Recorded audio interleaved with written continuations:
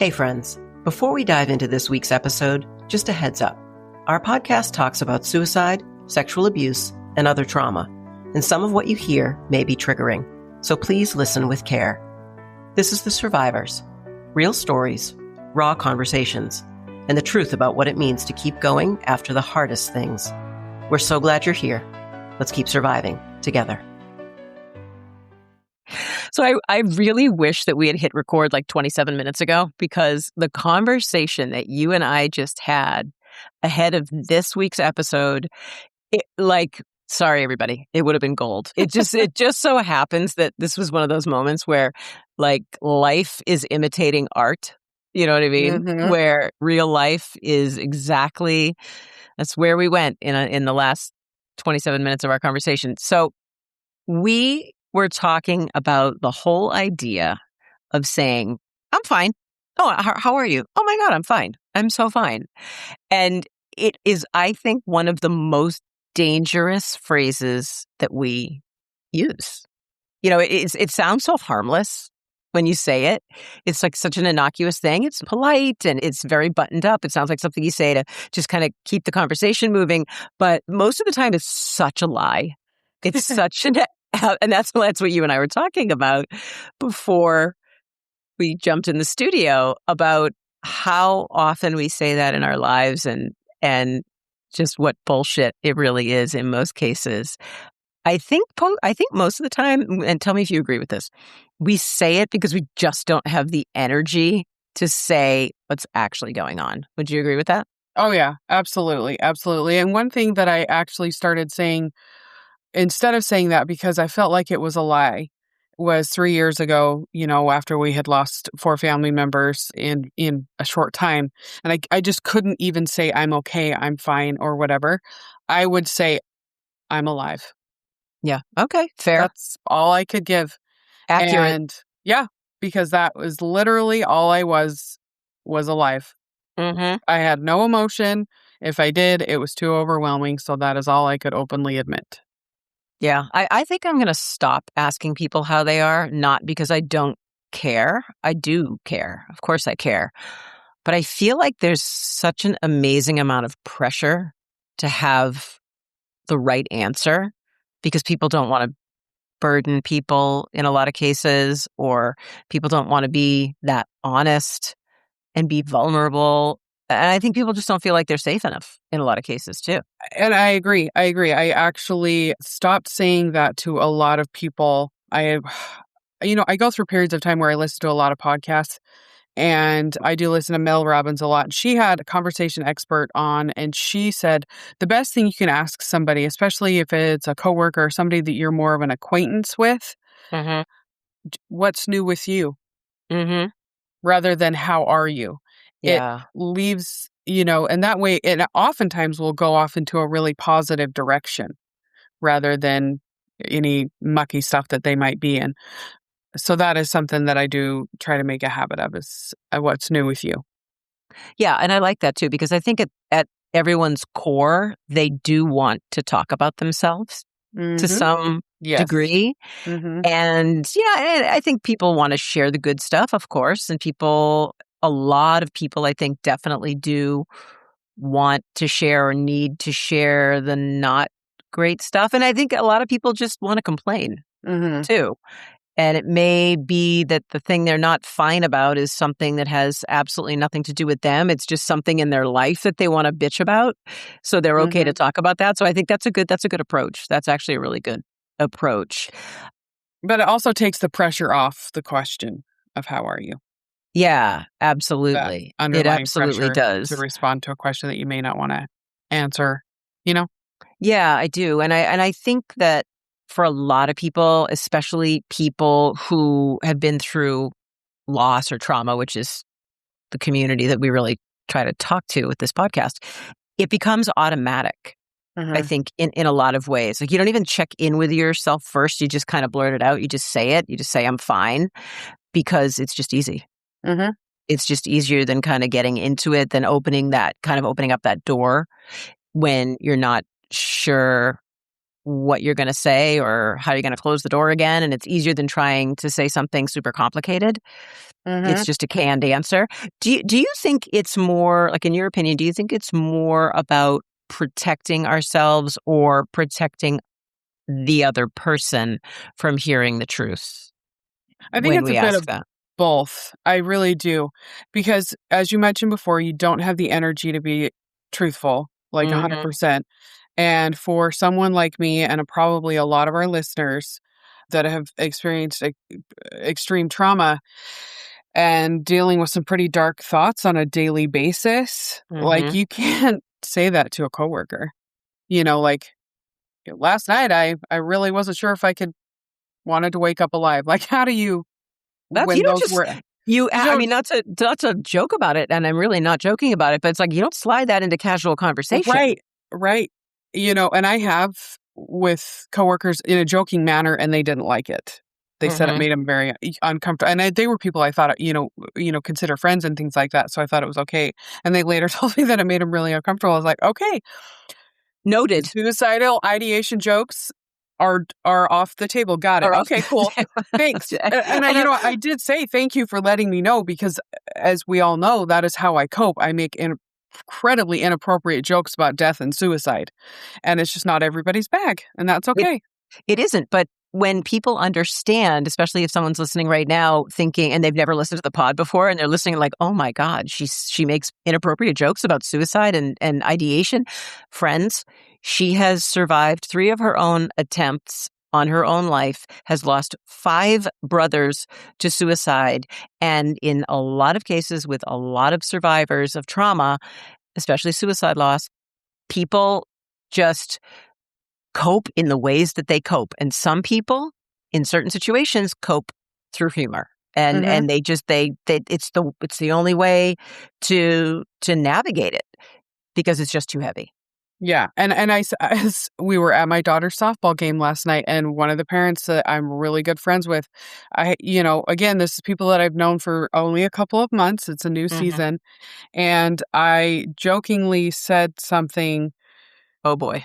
and What did you say? I'm trying to remember exactly what I said.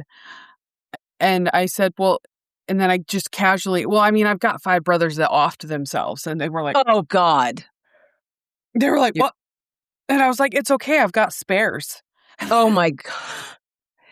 Yeah, that's a tough one.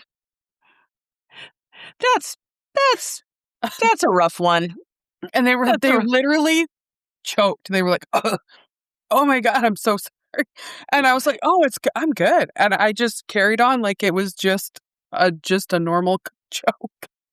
Yeah, it's hard because you can't ever account for how something's going to land on someone else. And Right. look, if it's your trauma, so that's the way, in a lot of ways, that you cope with it. I do totally understand being on the receiving end and having somebody be like, "What the hell is this woman doing? How can this person be joking around?"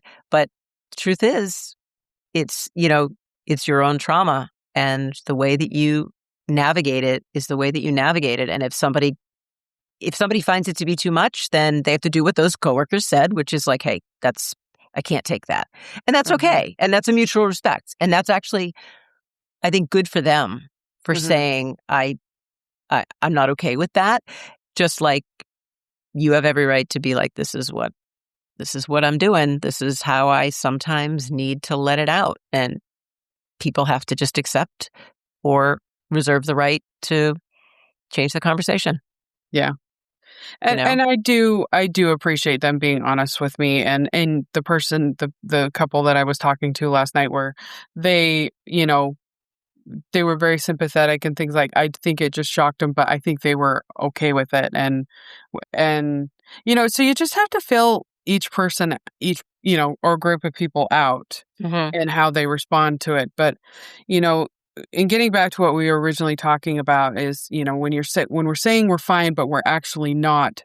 And how does that land for us? So how do we convey that message without putting ourselves in an uncomfortable position, whether it's with coworkers or acquaintances that we don't know very well, or in what you and I had talked about offline, where I was going through a difficult had a difficult day a couple of days ago, and rather than be a burden, what I felt like was being a burden to you, I chose not to pick up the phone call and say, "Hey, Lisa, I need to talk," Mm-hmm. because we do have that kind of a relationship. But so it's a fine line of realizing I needed support, but I didn't. Those old childhood wounds of not wanting to be a burden ultimately outweighed my need for needing to have a conversation and some support from you. Yeah, and it's hard because, we can't be there to support someone when we don't know they're hurting. So there's that whole piece of it.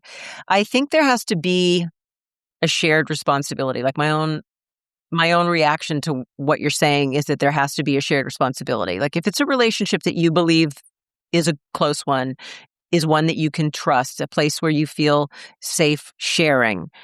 Just because you feel safe with a person sharing doesn't necessarily mean the person is going to be equipped or willing to listen. Mhm. So that's the risk that you run, because you don't want to get super vulnerable and really be honest with the "how are you really" question, and have someone say, "Well, I'm sorry, I can't hear the answer to that right now. I can't support that." I think we have to have a little bit of blind faith. Like, I think you have to do your part and say, "Look, I'm really not okay. I really do need someone. Do you think you can support me in this moment?" And then it's my job as your friend to say, and it's anybody's job as the person being asked that question, to just do a quick inventory and say, "Yeah, you know what? I do want to be there for you. I'm going to try and show up the best that I can." I think that's what any of us can do when someone's really willing to answer the "how are you" question fully and not just give that canned "I'm fine" and move on. I think we have to really give ourselves the ability to say, "I'm not sure how much I can do for you. I'm not sure if I can do more than just sit and listen to you, but I will do what's in my capacity to do."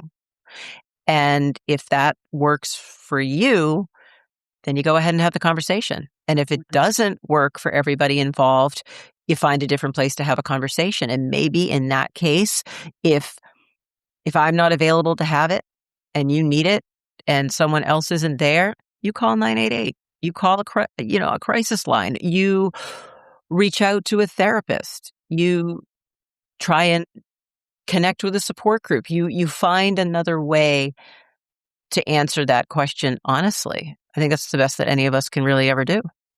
You know what is so interesting is how much we talk about 988, and yet whenever I am actually in crisis, Mm-hmm.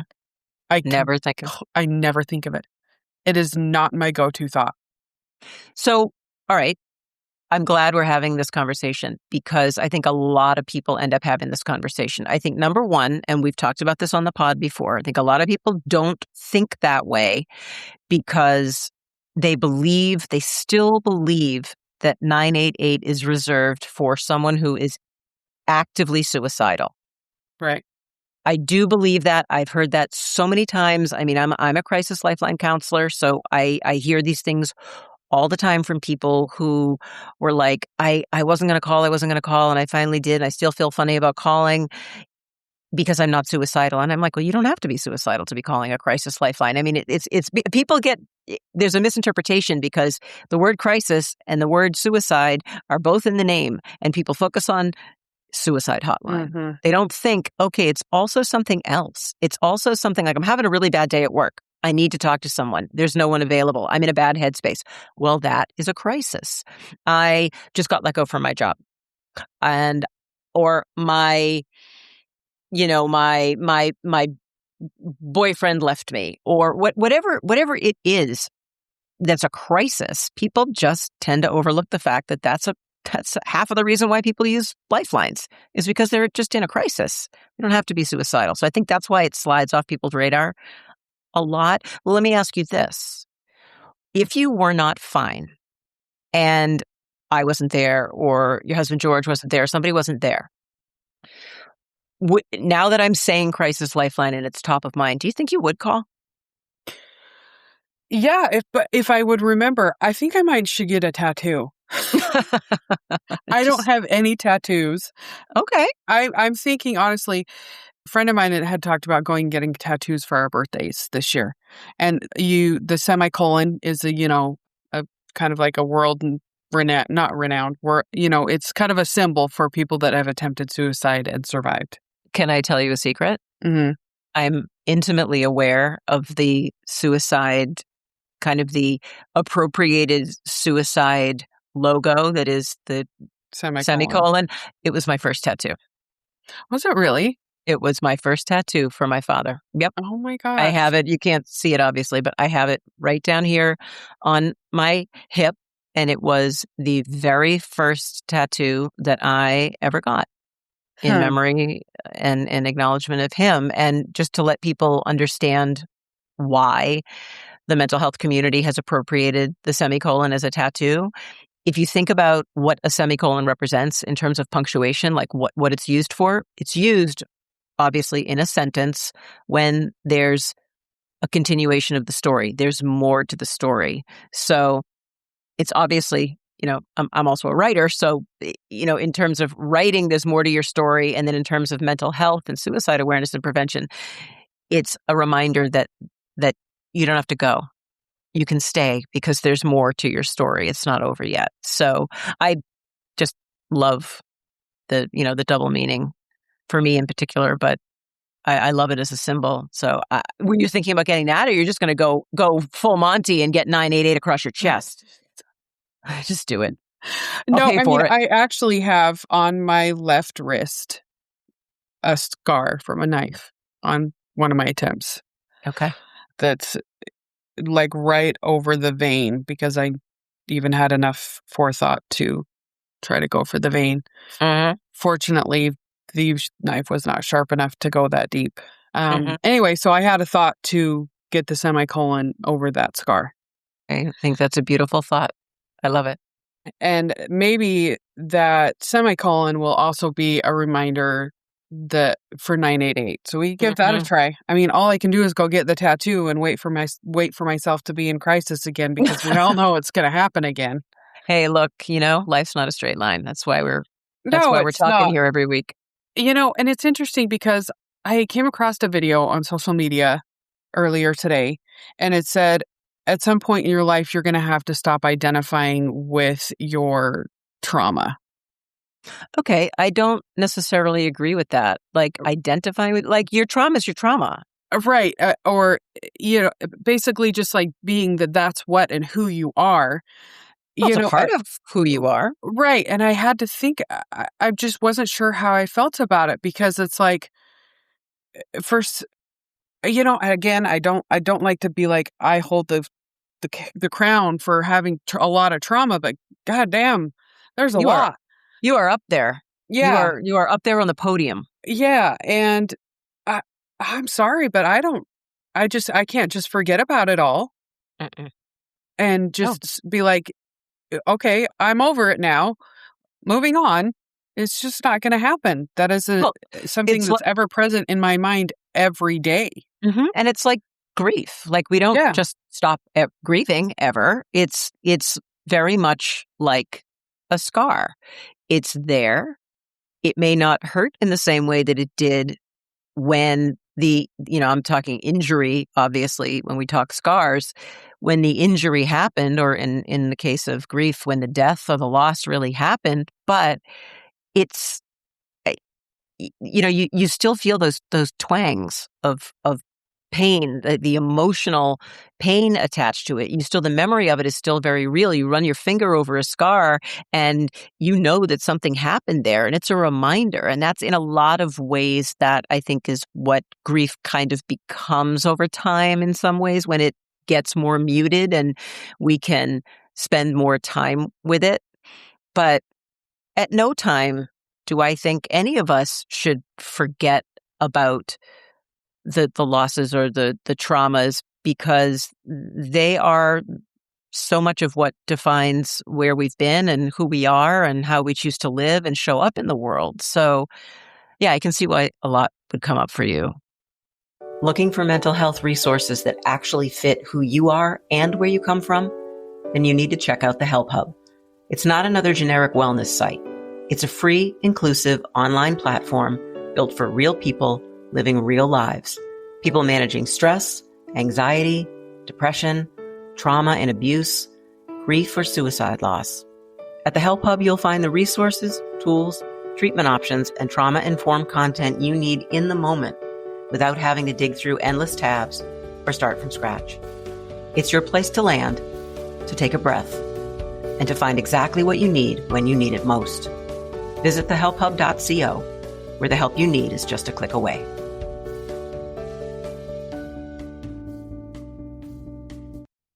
Yeah. When you saw that. And also your triggers. Granted, we all have our own triggers, but triggers also take you back to a traumatic event, and I don't know why. Again, whenever my nervous system gets overwhelmed, I kind of go back to being the childhood, little Natasha that didn't have any control of her situation. But I guess I'm noticing my triggers a lot more. Recently I was hanging out with somebody, and when I make and she does it to everybody, it's not just me, but when you make her laugh really hard, she laughs, and she's like, "You're so stupid." To any normal person, that shouldn't bother them, right? Yeah. But I grew up in a home where my mother constantly told me and reminded me and my siblings of how stupid and retarded and she used that word. Oh, damn. All the time. She used that word. Yes. Oh, yes. Shit. Okay. Yes. And so, yeah. And so I'm like, I had to take a step back, and I was like, okay, my triggers are my responsibility. And because I observed her doing it with somebody else that had made her laugh. I'm like, okay, it's just something she does. I get to be responsible for that triggering me. So what do I get to do about it? Did you say something to her? I didn't. Would you again? I don't know. If the same thing happened? Again, it's just, I'm meeting a lot of new people, in the last couple of months. And so it's like, and this is a person that I do want to, pursue having a good friendship with, because I think she's an awesome person. Mhm. And so it's maybe all the more reason to have a heart-to-heart, or just to kind of casually say, hey, that had an effect on me, and maybe explain why, and then she'll know. But we're at the point where, when people say your triggers are your responsibility, not the world's.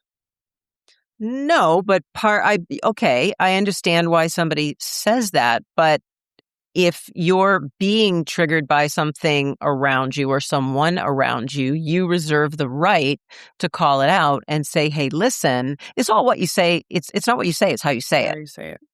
And I think in a lot of cases, it is, you and I were talking about this a little while ago, just the two of us, about you can't control what other people say or do or think or how they behave, but you can absolutely control how you react to it and respond to it. So it is within your right to be able to have a mature conversation with someone, especially somebody who you consider to be a friend or you want to be a better friend, and just say, hey, listen, I just want to let you know that that's how something landed on me, and this is why, and it's not because you're doing anything wrong. I'm just making you aware. It's maybe just a case of awareness. And also, see where that goes. I guess it opens up the door to let me know if, depending on how she responds, if it's even worth pursuing a friendship with this person. Because if they're not able to take stock in that and adjust or whatever, and they're just like, oh, well, whatever, and they just brush it off, and they're not considerate, then that I guess would let me know that, hey, it's not really worth my time to pursue a friendship with somebody that is going to, dismiss something like that. See, you just solved your own problem. See, it's almost like free therapy in here, isn't it? This is fantastic. Does anybody else out there feel like they get free therapy with Lisa? I don't know about that. I do not know about that. I am not qualified to tell anyone to do anything. No, I know. I know that.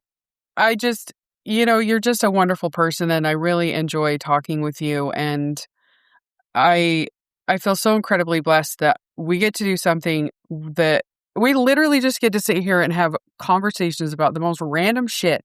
Mm-hmm. And hopefully it resonates with people. Mm-hmm. And now, and I'm going to toot our own horn now because you just told me these stats. Our podcast is now in all 50 states and 40 plus countries. Yes, ma'am. I mean, talk about blow your mind. Mm-hmm. I never in a million years thought that people from around the world would want to listen to what we had to say. Well, they are, because the truth of it is everybody around the world, doesn't matter where you are or what kind of a life you lead, so much of what we talk about, these are the things that everybody's going through, just under a different roof, in my opinion, or spoken in a different language, or you know what I mean? Or it's all relative, and we're just calling it out. We're just talking about it. And I think what makes it so much more powerful is the lived experience. Like, we are both extraordinarily trauma informed. I'm a 3-time suicide loss survivor, not to mention the fact that I've lost more people than I can count on my hands and toes from cancer or accidents or other types of deaths or illnesses. And you, as we've talked about, have had your own unfortunate experience with sexual abuse by your brother, and living in a narcissistic home, domestic abuse. My God, suicide losses and attempts. So together, we have such a pool of lived experience to draw from.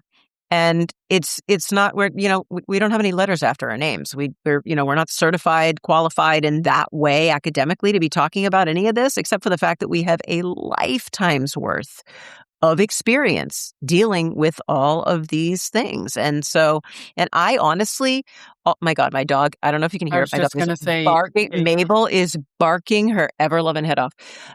We have an incredibly deep reservoir of experience, and it's real life. It's real life. And we're just calling it out and sharing it and doing it in the hopes that some people find those points of connection and can say they get it and they feel it and they experience it. And the more we do that, the more other people feel like they have the freedom to do the same in their own life. It's as simple as that. That is what we're doing and why we're here. But I love you too, for the record.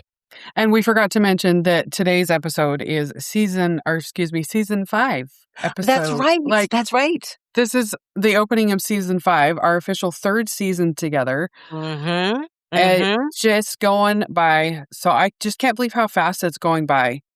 Yeah, I know. Yeah, I know. And I'm very grateful. I just want everybody out there to know how grateful and blessed I am. And I don't take, because time is our most precious resource. It is. And you taking the time to listen to Lisa and I, and, the guests that we are now having on, and just know that it is something that I take very seriously and means the absolute world to me that you give your time to us. Well, I feel the same way. I'm glad you said that. And I'm very glad that you reminded me that it's season 5. I know. Well, we just jumped right in.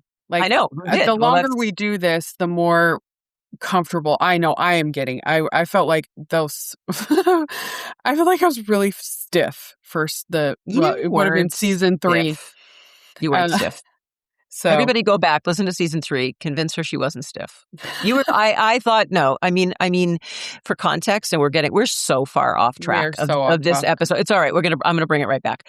But when you started, people have to understand that you had never done any real podcasting. I think you had done one episode on someone else's podcast, which is the person, Joe Massa, who put us together from My Suicide Story. And you had only been a guest once on a podcast. Mm-hmm. And you and I met, and I was like, hey, I'm making some changes to the podcast and I'm looking for a new co-host. And you didn't even let the sentence come out of my mouth. And you said, yep, I'm in. And you dove right in, head first, deep end. And you have been crushing it ever since. So I don't care what you say. You're killing it. Absolutely killing it. All right. I'm going to bring it back around. I'm bringing it back around right now. So, all right.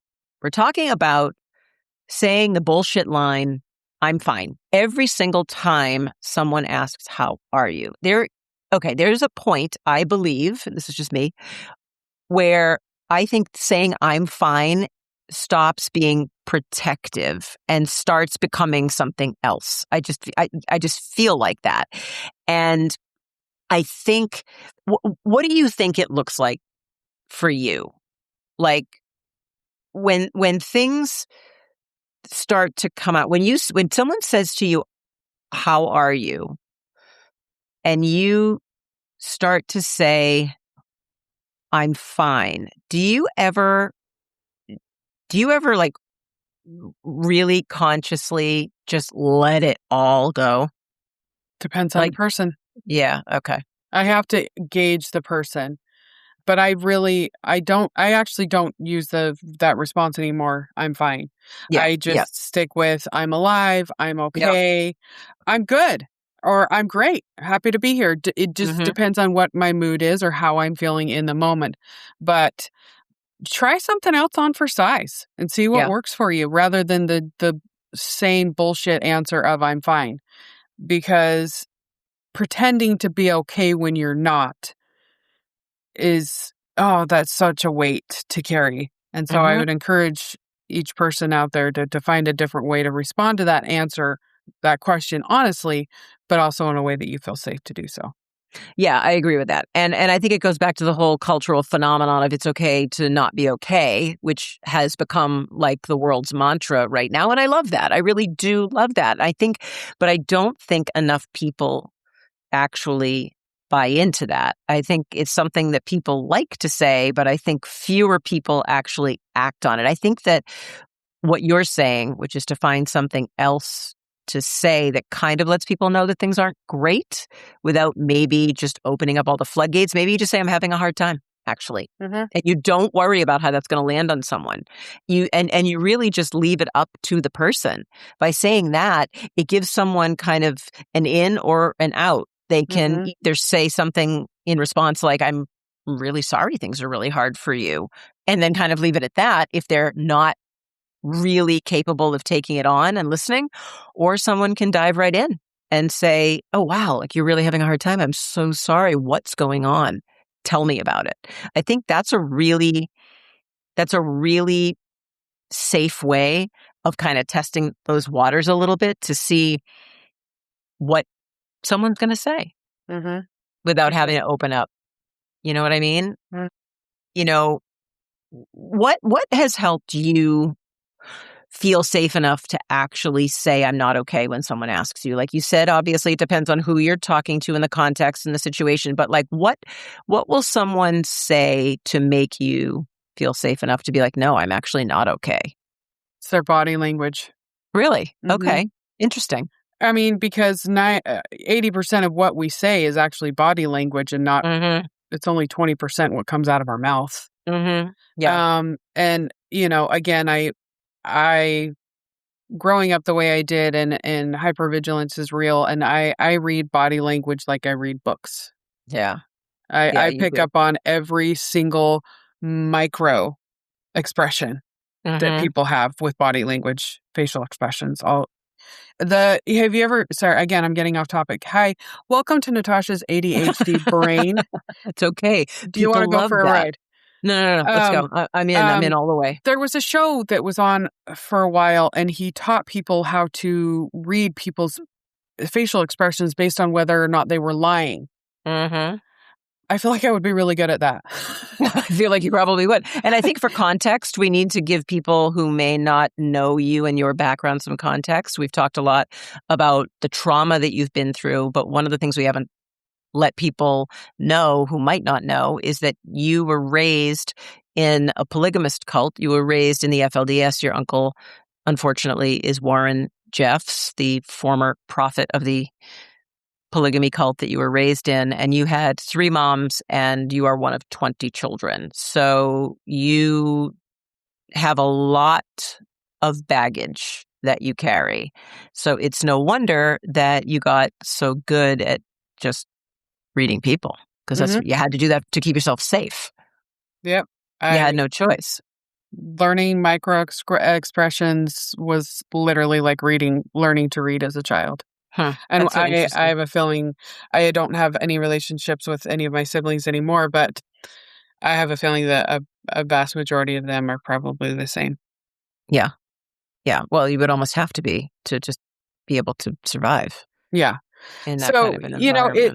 it's reading people and again, like you said earlier, taking a leap of faith and seeing how that person will land. Now, Mhm. I do have a coworker. He's a kind, sweet man, and he will sometimes ask how I am, he'll ask how I'm doing, and based on how I respond, Mm. he will, because I'm truthful. I'm like, "Oh, I'm okay," or "I'm alive," or whatever response. If it's more on a downturn, he will say, not all the time, but sometimes, "Do you want to talk about it?" Okay. And I think he does that out of like that's the cultural accepted response, like that's how he's supposed to, rather than he actually wants to. Maybe so, but at least it shows that there's some kindness there. Yes, and I And do recognize that. yep, yep. And maybe that is more of a canned response, but he doesn't have to say it. And No, he doesn't. he is saying it. So okay, so let's kind of tie this up in a way that we can all benefit from it. So we're talking about what do you do when someone says, how are you? Like, how are you really? How do you answer in a safe enough way so that people who are receiving it aren't going to panic, and they feel like they have kind of an escape route, or they can just go ahead and be there to support. So maybe just saying, I'm not great today. I'm not great today. And then that leaves it open to the person who's receiving it to either ask a deeper question or back away, be able to back away from the conversation. Maybe you say, I'm having a hard day. I am having a hard day. Same thing. They can go ahead and ask about it or not, or say, I don't really know how I'm doing. I really don't know how I'm doing. And again, that shows that you're not great. But, it gives people some honesty, which I think is our responsibility. And then you'll know if the person comes back and says, they're there for it, they want to hold space for it. Well, they've just sent you a pretty valuable signal that they're somebody that, at least in that moment, that you can trust and you can talk to. Yeah. You I know, love that. I mean, in terms of like takeaways for this conversation, I think it's obvious to say I'm fine, which is just kind of become this catch-all. It can protect us. It can definitely protect us, but the thing to remember is that it can also really, really isolate us too. And I think that repeating it can sometimes even disconnect us from what we're actually feeling when we kind of keep defaulting to that over and over again. But small moments, even small responses like saying, I'm not really having the best day, or I don't really know how I am. Leading with a little bit of honesty, even if you don't want to share everything, I think is at least enough of a signal to somebody so that they can decide if they want to pick up the ball and run with it or walk away from it. And I think that's kind of fair. It's fairness on both sides of, you know what I mean, of the question. It allows you to be honest, and it allows someone to respond honestly. Okay. I mean, Yeah. look, there's no easy answer to it. I think, we're also predisposed to ask the question. And sometimes I think it's a hard one to ask, and it's an even harder one to answer. But I think the bottom line to all of it is the more honest that we can be all the way around as the person who is answering the question and the person who's asking, I think the better conversations and dialogues we're all going to have ultimately at the end of the day. Okay. Yeah, I agree. You have such amazing advice all the time. I don't think so, but I'm glad you think so. We will be back right here next Wednesday with all the advice that you can handle. I'm not sure what it will be about yet, but we'll be offering advice very cheaply. In fact, it's for free. Be sure to tip your waitress. Be sure to tip your right. Until then, keep surviving. We'll be back next week. Thanks so much for listening and for being part of the survivors community. No matter where you are in your story, you're not alone, and you're definitely not broken. Healing takes time, and it looks different for everyone. The fact that you're still here and still trying means you're already doing the hard work. If something in today's conversation resonated with you, please share it with someone who might need to hear it too. That's how we keep these conversations going and remind each other that there's always hope. And if you or someone you know is struggling, please remember, help is always out there. You can call or text 988 anytime to reach a trained crisis counselor like me. And for more mental health resources, tools, treatment options, and content to support your mental health, visit thehelphub.co. We're so grateful you're part of the Survivors family, and we'll be back next week with another honest conversation about life after the hardest things. Until then, take care of yourself and your people, and keep surviving.